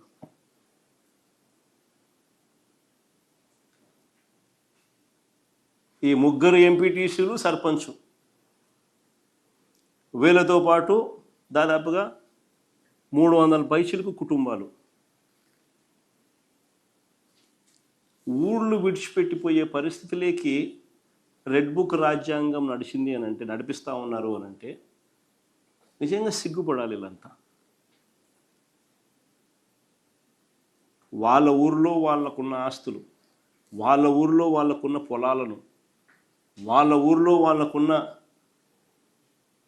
ఇవన్నీ వదిలేసేట్టుగా వాళ్ళ మీద దౌర్జన్యం చేసి వాళ్ళను ఊళ్ళో నడిపించే కార్యక్రమం చేయడానికి సాక్షాత్తు చంద్రబాబు నాయుడు ప్రోత్సహిస్తూ ఉన్నాడు అని అంటే ఏ స్థాయిలో ఈ వ్యవస్థ ఉంది అని అడుగుతా ఉన్నాను. వాళ్ళు ఊళ్ళో మళ్ళీ తిరిగి ప్రవేశం చేయడం కోసం కోర్టులో కేసు పెండింగ్ ఉంది. వాళ్ళు వేసిన కేసు పోలీస్ సెక్యూరిటీతో, పోలీస్ ప్రొటెక్షన్తో పికెట్ ఆర్గనైజ్ చేసి వాళ్ళను ఊర్లోకి తిరిగి చేర్పించమని చెప్పి హైకోర్టును అభ్యర్థిస్తూ వాళ్ళు వేసిన పిటిషన్ పెండింగ్ ఉంది. ఈ నేపథ్యంలో ఆ గ్రామంలో ఉన్న ఏదైతే వదిలేసి వచ్చిన వాళ్ళ ఇల్లును, ఆ ఇంటిని క్లీన్ చేసుకునేదానికి, ఆ ఇంటిని చూసుకునేదానికి ఒక దళితుడు, ఒక సామాన్యుడు, ఒక పేదవాడు, ఆయన భార్య తన ఇంటికి వెళ్ళి ఆ ఇల్లు చూసుకునే క్రమంలో అక్కడే ఆమె సిక్కై ఆ ఇంట్లోనే ఆమె ఉండిపోతే భార్య సిక్ అయింది అని చెప్పి చూడడానికి ఈ పేదవాడు, ఈ దళితుడు, ఈ సామాన్యుడు, పాపం ఈ కార్యకర్త చూడ్డానికి పోయినాడు భార్యను. పోతే అటాక్ చేసి దారుణంగా రాడ్లతో కొట్టి చంపినారు.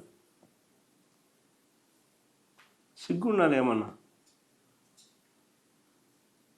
ఆ చంపిన వాళ్ళకు ఎవరైతే చంపినారో, కనీసం ఎవరినైతే ఇన్స్ట్రుమెంట్స్ కింద వాడినారో అసలు వాళ్ళకి వీళ్ళకి గొడవ కూడా లేదు. అంటే పైనుంచి ఉపయోగించి వాళ్ళను చంపించే కార్యక్రమం.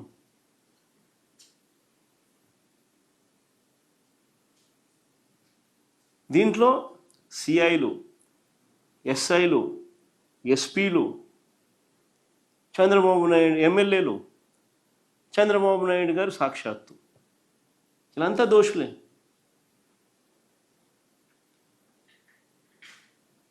చివరికి ఆ మనిషి చనిపోతే, హాస్పిటలైజ్ అయిన, దెబ్బలు తిని హాస్పిటలైజ్ అయితే 6 రోజులు వైద్యం చేయించుకునే క్రమంలో 6వ రోజుకు తను చనిపోతే, చనిపోయిన ఆ మనిషిని తన ఊర్లో బరీ చేయడానికి కూడా ఊర్లోకి పోకూడదు అని చెప్పి పోలీసులు అడ్డుకున్నారు. ఆశ్చర్యం కలిగించే విషయం. ఎట్లా అడ్డుకుంటామయ్యా అని చెప్పి మా పార్టీకి సంబంధించిన నాయకులు, మా పార్టీకి సంబంధించిన కార్యకర్తలు, తన బంధువులు, చనిపోయిన ఆయన బంధువులు అందరూ కూడా గట్టిగా కొన్ని వేల మంది గుమికూడితే తప్పనిసరి పరిస్థితుల్లో ప్రవేశానికి అనుమతి ఇచ్చారు. నిజంగా అసలు ప్రజాస్వామ్యంలో మనం ఉన్నామా లేదా అన్నది ఒక ముఖ్యమంత్రిగా ఉన్న వ్యక్తి ఆలోచన చేయాలా. ఇది చేసేది తప్పుడు సాంప్రదాయానికి బీజం వేస్తూ ఉన్నాడు. ఇదే సాంప్రదాయం కనుక కొనసాగితే ఈయన వేసిన విత్తనాలు ఎల్లకాలం వీళ్ళ ప్రభుత్వం ఉండదు. రేపు పొద్దున అవి చెట్లు అవుతాయి. ఏదైతే ఇత్తుతారో అదే పండుతుంది. ఏ కుటుంబం అయితే నష్టపోతుందో ఆ కుటుంబానికి బాధ కలుగుతుంది, దెబ్బ తగులుతుంది. రేపు పొద్దున వాళ్ళు చూస్తూ ఊరుకోరు. ఇది సర్వసహజంగా హ్యూమన్ నైజం. ఇది మనం పాలకులుగా ఉన్నప్పుడు మనం చేసే ప్రతి అడుగు ఆంచి తుంచి అడుగులు వేయాలి. న్యాయం, ధర్మం వైపు నిలబడాలి. పాలకుడు అనేవాడు న్యాయాన్ని, ధర్మాన్ని తప్పితే ఒక విషపు గింజలు నాటినట్టు అవుతుంది. రేపు పొద్దున చెట్లు అవుతాయి. ఎవరు కంట్రోల్ చేయలేని పరిస్థితులకి ఆ చెట్లు పెరుగుతాయి. ఈ మనిషి నాయకుడు కాదు, పాలకుడు కాదు. అన్ని చెడ్డలవాట్లు, చెడ్డ గుణాలు ఉన్న ఒక తప్పుడు మనిషి. ఏదైనా భగవద్గీత చదివినా, ఏదైనా బైబిల్ చదివినా, ఏదైనా ఖురాన్ చదివినా కానీ మనకంతా దేవుళ్ళు ఆ గ్రంథాలలో మనకు చెప్పేది ఏంది? మోసం చేయకండి, అబద్ధాలు ఆడకండి, రైచియస్గా బతకండి, ఆనెస్ట్గా బతకండి అని మనకు నేర్పిస్తారు. కానీ చంద్రబాబు నాయుడు ఆయనకున్న అలవాటు, ఆయన కొడుకు ఆయన నేర్పించిన అలవాటు, చివరికి ఆయన పార్టీ వాళ్ళకి ఆయన చెప్పే అలవాటు ఏంది? దౌర్జన్యం చేయండి, మోసం చేయండి, తప్పులేదు, అబద్ధాలన్నా తప్పులేదు, వెన్నుపోట్లు పొడిచినా తప్పులేదు, అధికారమే ముఖ్యం. ఆయన నేర్పించేది నిజంగా అన్ని తప్పుడు విత్తనాలు నాటుతూ ఉన్నాడు. ఇవి రేపు పొద్దున వృక్షాలు అవుతాయి.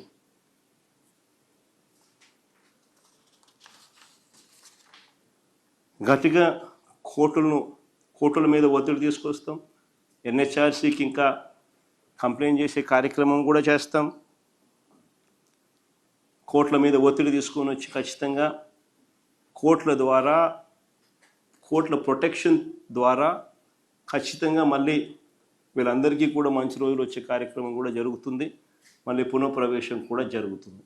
ఎందుకంటే ఎల్లకాలం నువ్వు ఆపలేవు. ఎల్లకాలం చంద్రబాబు నాయుడు రోజులు ఉండవు. కళ్ళు మూసుకుని కళ్ళు తెరిచేసరికి 2 ఏళ్ళు అయిపోయింది. మరో 3 ఏళ్ళు కూడా కన్ను మూసుకుని కన్ను తెరిచేసరికి 3 ఏళ్ళు అయిపోతుంది.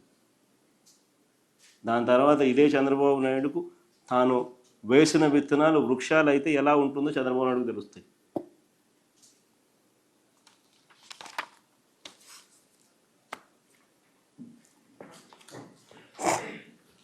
Sir, through this press conference, you are trying to show that you were more visionary with respect to technology when you compare with Chandrababu Naidu with respect to this revenue land service. Basically, we're here, Avinash, only to showcase the reality which has been a missing point. What is it that Chandrababu is claiming? Are there any facts in his claims? That is all we're trying to dispel here. And my story has been clearly exhibited with all evidences that have been put forth. Now, if they have a counterclaim to say otherwise, they are most welcome to speak of it. That is how in a democracy one should function. Whereas this Chandrababu Naidu is so shameless that rather than accepting what others have done, this man is trying to steal away the credit, which is unfortunately the thing what is happening here, which is being dispelled with facts and figures. Sir, you also showed that corruption has happened and is happening. So will you investigate in case to get involved? There's so many evidences what we've been put forth on various fronts.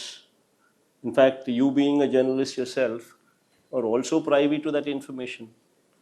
Go to any village, right beside, take any neighboring village, tell me in which village you don't see a bell shop. You come back to me and tell me, I'd be more than willing to listen to you. And tell me in those bell shops, are they selling at MRP rates? Every bell shop you see, they're selling more than the MRP rates. And every shop has got a permit room right beside. You yourself are privy to those facts. Am I saying something wrong? Are you not part of the community of journalists who are present in Andhra Pradesh? Are you also not aware of the fact that the so-called free sand policy, which earlier was giving 750 crores of revenue every year to the state government, is now you have a situation where the sand is being sold at double the rate of what was sold in our previous government? Then where is the money going? Government is not getting anything. Exchequer is not getting anything.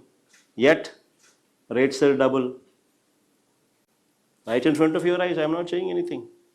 You are privy to this information. Every journalist here is privy to this information. You forget about sand alone. You talk about silica, quartz, laterite, everything without permits. People are right royally exploiting right there in front. Why forget about all those things? Talk about Sankranti.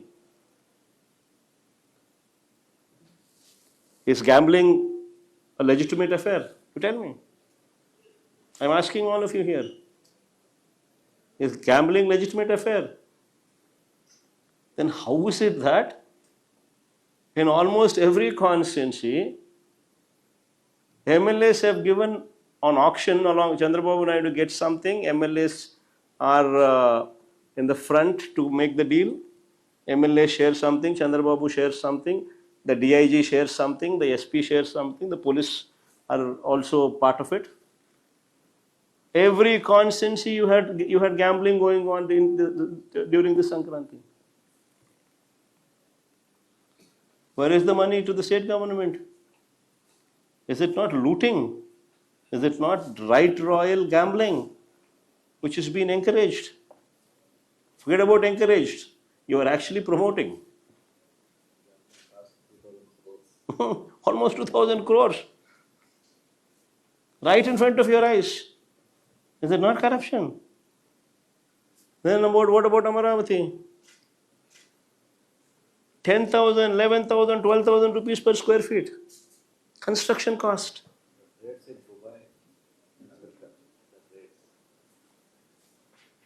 Right in front of you, you're staying in, most of you also stay in Hyderabad. Most of you also just go there, ask any real estate person who's involved in construction what the cost of construction would be. Even a 5-star accommodation with a 5-star lobby with concierge services. The construction cost is 4,000 rupees per SFT. On the higher side. Here you are talking about 10,000, 11,000, 12,000, 13,000 SFT per rupees per SFT, right in front of your eyes. Is it not corruption?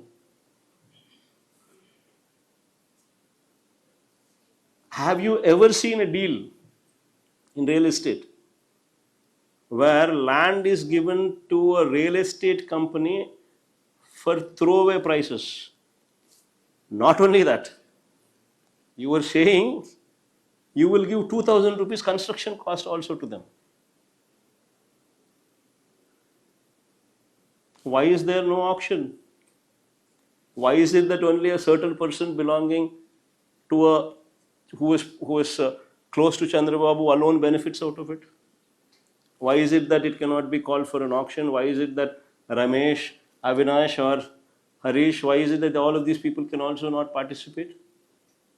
Why should it be only private to only a select few, where land is given at a throwaway rate, and you also are wanting to give 2,000 rupees construction cost for a real estate company? Is it not a scam?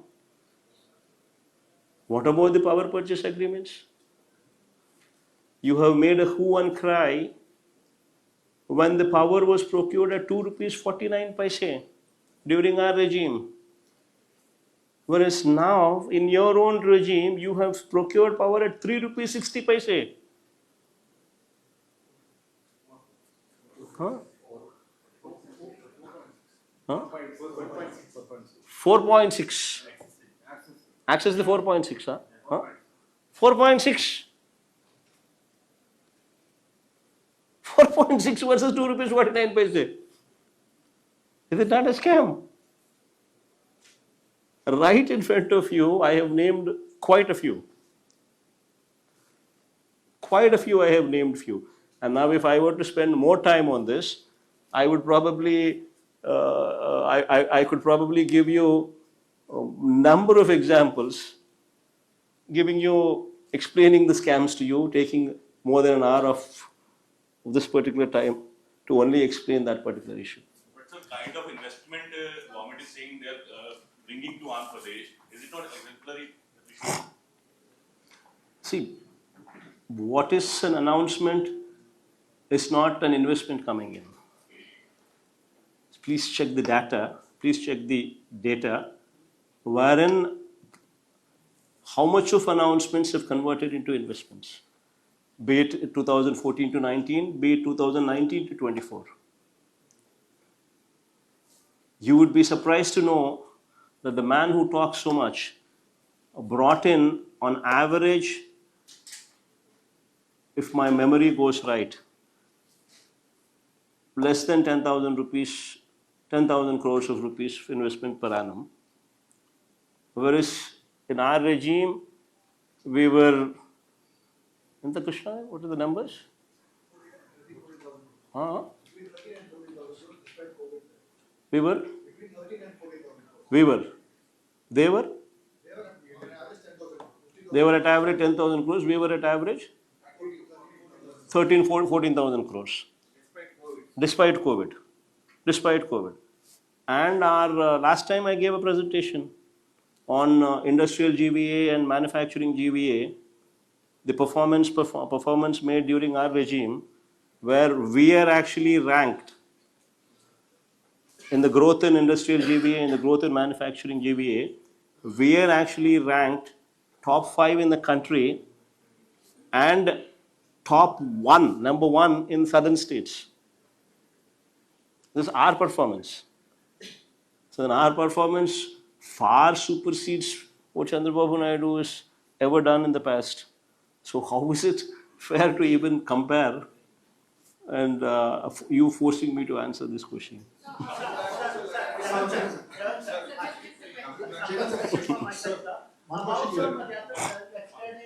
you met a few of your party workers, and you have suggested that you will further again. In fact, you will go for a Padayatra. So, if you can share some details related to your plan of Padayatra. Yes, nothing much to share. This is all political activity which goes on. Every political party evolves their own strategies and evolves a mass contact program. And closer we get, the closer we get, the more anti-incumbency you would see. So the moment we have a situation where anti-incumbency swells. So the last 1.5 years would be a mass contact program, wherein we would be hitting the road. This Padayatra will be longer than previous ones, sir. Any idea? Any hint? Good afternoon, sir. maybe longer. Good afternoon, sir. Deepika from the Freight. I just have 2 questions. Yeah, Maritka, go ahead. Sir, all the issues that you have raised now, the TDP accuses that your MLAs do not attend the assembly sessions and these questions are not raised there.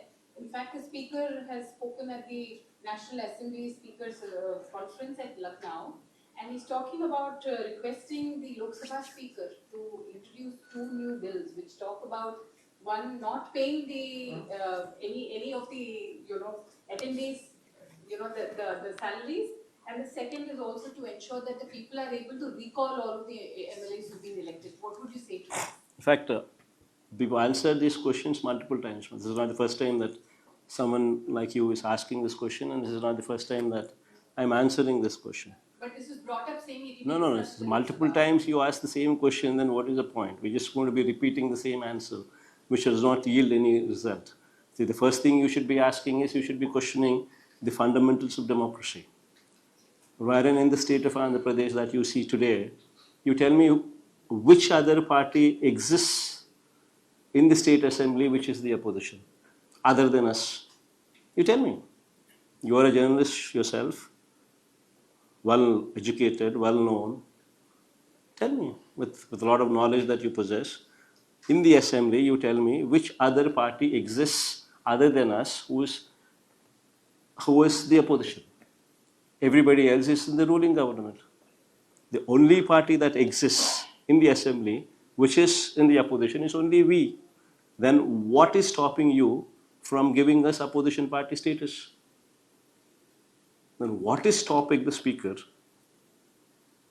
You should question the democracy of the speaker. What is stopping the speaker from giving us the opposition party status?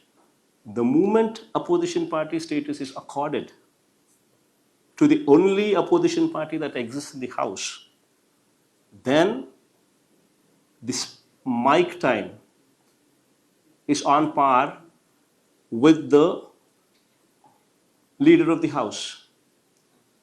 And if that were to be given to that opposition party, automatically they have a leader of the House, leader of the opposition, who ultimately, if he is given this mic time, then you would have a situation wherein people could explain in detail all the mischievous deeds that are going on in the government. If that time is not given, and if you were to say that I give you only 5 minutes time, as part of 175 member collegium that you have, that your time is apportioned only to that level, then what is the point in you going and wanting to spend time in the assembly? It doesn't yield the results. Sir, try to regularly So mention you have been that saying all make this for past few months, but question is no work, no pay in recall. What do you hear to us? No work, No work, no pay. Yes, you've been raising an objection. That The journalist is asking, sir, for the first time the ruling government is talking about no work, no pay, which is a lot more serious thing, saying that we'll introduce it in Lok Sabha. Nobody is that poor to literally be wanting to prey on that. Don't worry about that. It's up to them. Recall. అర్థమే కాదు.